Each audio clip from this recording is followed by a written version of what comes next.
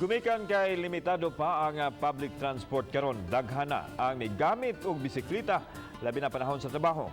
Subay nini ang konseho sa dakman sa Mandaue mirekomendar sa pagbuhat og feasibility study kabahin nini. Ano ang report ni Nico Serino?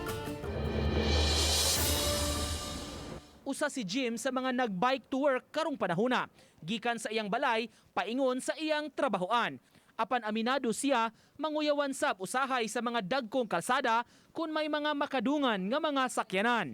Tindot yung na-bike lane, sir? Ano naman, sir? Iwas disgrasya, sir? Kuyaw, sir, o murag masagol lang sa... Oo, kuyaw, sir. Na-motor sa kipadagan, sir. Oo. Mas tindot yung na-bike lane. Labi na rin panahon na. Oo, sir. May ginta, sir. Ipatuman na sa Cebu City, Mandaue, Lapu-Lapu. Si Ronald nang huamsap og bike aron makaadto sa iyang trabahoan aron mangutana kung pabaliko na ba siya og duty. Usasab siya sa uyon nga may buksan nga bike lane sa syudad aron luwas sa mga nagbisikleta. Para safety po ang bike ba? Layo ra sa disgrasya. Dili pa kuyaw sir kana magbike sa highway nga dagot ang mga truck. Di ma'am, bantay lang yun. Lingi-lingi lang ba? Wala to. Sa sesyon sa konseho sa Dakbayan kagahapon, napasar ang resolusyon aron tun-an ang mga palisiya kabahin sa paggamit sa bisikleta.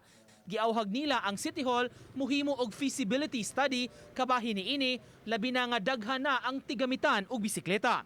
Sama karong panahona nga daghan ang naglisod pagsakay sa public transport. To conduct a feasibility study to regulate kining ato ang mga bisikleta sa Dakbayan sa Mandaue kay usahay mangud kani mga pitawong bisikleta bisag wrong way sugaton, bisag stop ang ato ang stoplight red signal mugo.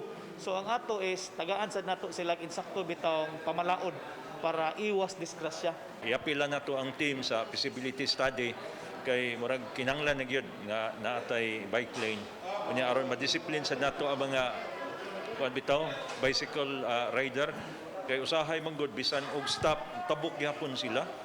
Ang DILG sa kauluhan miawhag sa mga local government units pagtudlo og mga dapit nga magsilbi nga bike lanes sa ilang mga lugar. Agi kini og pagsuporta sa mga mugamit niini tungod sa limitado nga mass transportation. Andam hinuon mo sanong ang Mandaue City Hall niini. We welcome that no nga Giawhag ta to establish bike lanes and as a matter of fact giingna na pud ni Mayor Jonas ang ato ang planning officer to predetermine og asa nga mga lugar nga naay pwede mag bike lanes. Uban ni June Solon, Nico Sereno, Balitang Bisdak.